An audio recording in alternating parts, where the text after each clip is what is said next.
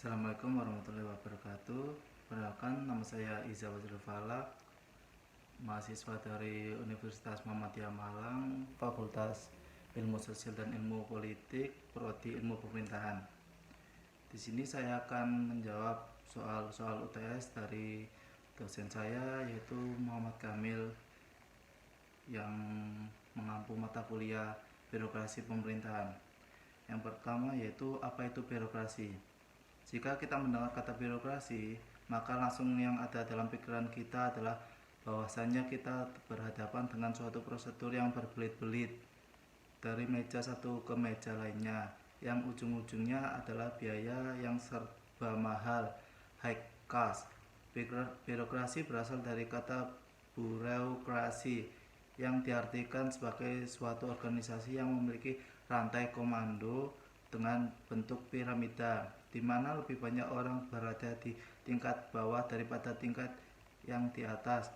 Biasanya ditemui pada instansi yang sifatnya sipil maupun militer. Yang kedua yaitu, istilah birokrasi diserap dari konsep Yunani kuno. Negara Eropa yang paling awal membahas birokrasi adalah Prancis, dan tokoh utamanya adalah Vincent de Gournay, seorang ilmuwan yang banyak menerjemahkan karya-karya besar zaman Yunani kuno ke dalam bahasa Prancis. Pada saat itu birokrasi adalah yang lembaga yang di dalamnya duduk para pejabat, juru tulis, sekretaris, inspektur, dan manajer. Diangkat bukan untuk melayani kepentingan umum, tetapi untuk mengabdi kepada raja, penguasa. Dalam kedudukan yang demikian, birokrasi mendapat tanggapan yang negatif dan terkesan kaku serta menyulitkan masyarakat. Bersama dengan itu, di samping istilah birokrasi muncul yang menyertainya, yaitu bureumania, yang berarti penyakit birokrasi.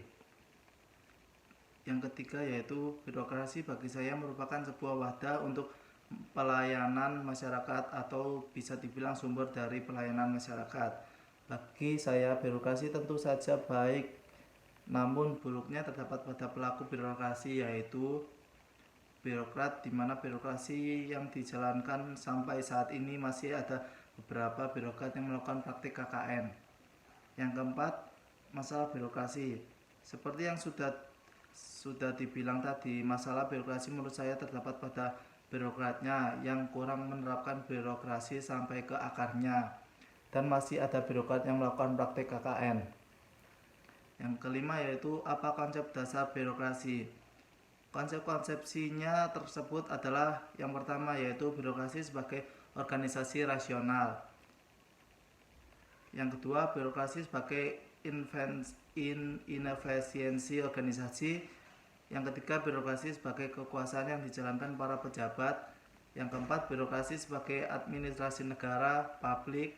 Dan yang kelima yaitu, birokrasi sebagai administrasi yang dijalankan pejabat. Yang keenam yaitu, sejarah dan alasan birokrasi ditemukan.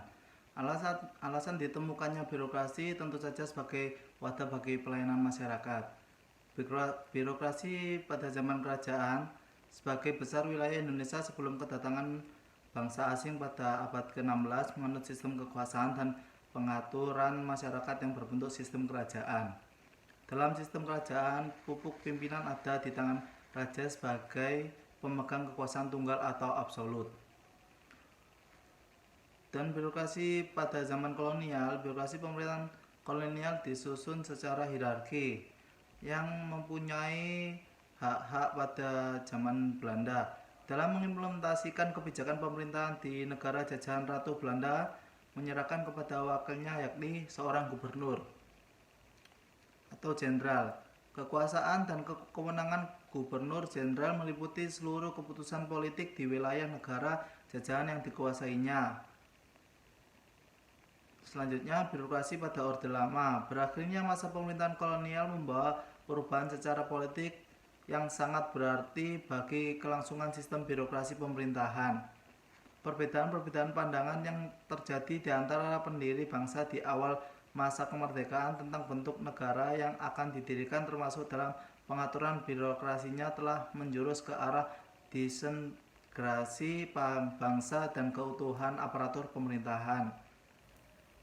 Birokrasi Orde Baru. Birokrasi pada masa Orde Baru menciptakan strategi politik korporatisme negara yang bertujuan untuk mendukung penetrasinya ke dalam masyarakat sekaligus dalam rangka mengontrol publik secara penuh. Strategi politik birokrasi tersebut merupakan strategi dalam mengatur sistem perwakilan kepentingan melalui jaringan fungsional non-ideologis, di mana sistem tersebut memberikan berbagai lisensi pada kelompok fungsional dalam masyarakat seperti monopoli atau perizinan yang bertujuan untuk meniadakan konflik antar kelas atau antar kelompok kepentingan dalam masyarakat yang memiliki konsekuensi terhadap hilangnya pluralitas sosial, politik maupun budaya. Birokrasi masa reformasi. Publik mengharapkan bahwa dengan terjadinya reformasi akan diikuti pula dengan perubahan besar pada desain kehidupan bermasyarakat, berbangsa dan bernegara, baik yang menyangkut dimensi kehidupan politik, sosial, ekonomi maupun kultural. Perubahan struktur kultur dan paradigma birokrasi dalam berhadapan dengan masyarakat menjadi begitu mendesak untuk segera dilakukan, mengingat birokrasi mempunyai kontribusi yang sangat besar terhadap terjadinya krisis multidimensional yang tengah terjadi sampai saat ini. Merupakan salah satu upaya pemerintah untuk mencapai good government dan melakukan pembaruan dan perubahan mendasar terhadap sistem penyelenggaraan pemerintahan, terutama menyangkut aspek-aspek kelembagaan organisasi, ketata laksanaan dan sumber daya manusia aparatur. Melalui reformasi birokrasi dilakukan penataan terhadap sistem penyelenggaraan pemerintahan di mana uang tidak hanya efektif dan efisien, tapi juga reformasi birokrasi menjadi tulang punggung dalam perubahan kehidupan berbangsa dan bernegara. Yang ketujuh, bagaimana birokrasi dan budaya terhubung. Saya di sini mengambil contoh pada reformasi birokrasi sebagai suatu perubahan menuju sesuatu yang lebih baik, diperlukan suatu proses transformasi. Proses transformasi dalam reformasi yang mendasar adalah secara kultural atau transformasi budaya. Kebudayaan yang dipahami sebagai fungsi merupakan keyakinan, pengetahuan, konsep-konsep, bahkan teori-teori yang dijadikan acuan dalam kehidupannya bisa saja menjadi kebiasaan yang telah tertanam dalam pikiran, perkataan, dan perbuatannya untuk mengeksploitasi atau memperdayakan sumber daya. Sejalan dengan konsep kebudayaan, maka pemahaman transformasi budaya sebenarnya adalah merubah mindset atau cara pandang paradigma sebagai yang sudah menjadi habitusnya menuju ke sesuatu yang baru atau yang menjadi tujuan suatu reformasi. Yang ke-8, perbedaan diplomasi klasik dan modern. Diplomasi klasik berkenaan dengan masalah kultur. Diplomasi tradisional cenderung lebih bersifat pada suatu bentuk proses komunikasi antara negara atau satu dengan negara lain secara ofisial daripada bentuk organisasi politik lainnya. Karena itu diplomasi jenis ini juga sering disebut dengan first track diplomasi.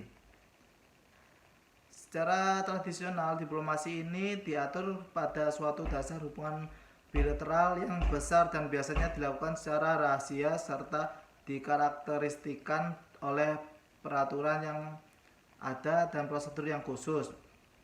Berkenaan dengan agendanya, diplomasi tradisional memiliki agenda yang berorientasi high politik seperti isu perang, perjanjian perdamaian, serta batas-batas negara. Lalu diplomasi modern, yaitu diplomasi ini lebih bersifat terbuka dan publik sehingga meminimalisir prasangka buruk. Dengan diubahnya diplomasi tradisional menjadi diplomasi modern atau dikenal sebagai second track diplomasi, secara otomatis membuat proses diplomasi menjadi aktivitas yang lebih rumit karena tidak hanya melibatkan peran pemerintah dalam menjalankan misi diplomasi, namun juga melibatkan lebih dari satu aktor, baik aktor intergovernmental organization, non-governmental organization, MNC, dan bukan individu. Diplomasi modern ini tidak hanya memiliki agenda yang berkenaan dengan hak politik, namun juga memiliki agenda yang bersifat low politik, seperti masalah ekonomi, sosial, dan isu kesejahteraan. Karena pada diplomasi ini, penghindaran terjadinya perang menjadi prioritas yang utama. Yang kesembilan yaitu bagaimana TI dapat meningkatkan sistem birokrasi dan inovasi terbaru. Kedua pertanyaan tersebut yaitu pemerintah dituntut untuk inovatif dalam menggunakan TI, teknologi informasi. Jika ditanya inovasi terbaru, tentu saja seluruh penggunaan TI sudah memuat inovasi terbaru yang mencakup sebuah aplikasi dalam pelayanan tersebut. Inovasi yang seharusnya bagaimana proses birokrasi harus lebih efektif lagi dengan cara mengkaji dan lebih efektif dalam menggunakan teknologi informasi tersebut. Dan yang terakhir, yang ke-10 yaitu kelebihan dan kekurangan penggunaan TI dalam pemerintahannya.